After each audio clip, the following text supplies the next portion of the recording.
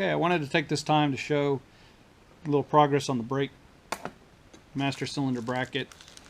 My original plan was to use fender washers on both sides with a bolt and a nut, but the problem, in my opinion, was getting up inside there through a small access cover to remove this, if I ever had to, would be cumbersome, to the point where I would have to be manipulating two different wrenches or a socket, and then once everything comes apart, all the pieces through that small hole or opening.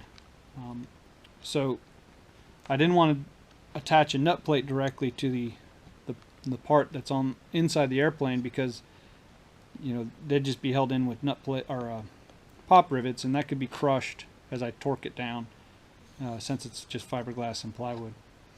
So a friend of mine at the EAA chapter, who is also building airplanes, Rusty, he came up, he suggested the idea of using aluminum brackets or aluminum plates to distribute that load and also help locate the nut plates and whatnot. So when I go to remove the nut, I'm not having to hold a wrench back here or what have you. So in order to do that, I first started out with matching up the holes that were already there, bringing this off. I use a shortened screw here that I cut the end off. That way when I tighten it down, it holds its center onto the hole that's drilled out as a number 12 hole. And that allows me to then use the cleco to hold it on place on the workbench. And then from there,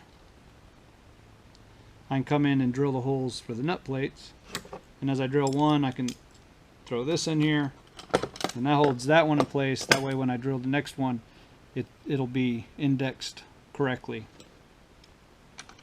And then once those holes are drilled, I come back and I countersunk these, so when the pop rivet goes in, it sits nice and flush.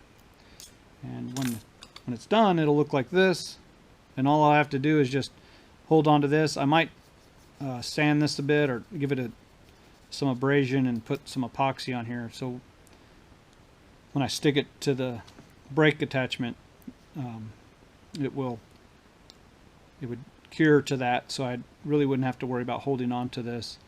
Of course, I wouldn't want to torque one all the way down and do the other. I'd want to get both in there started at least, and then torque them down, because the strength is not in the nut plate's torque, so to speak.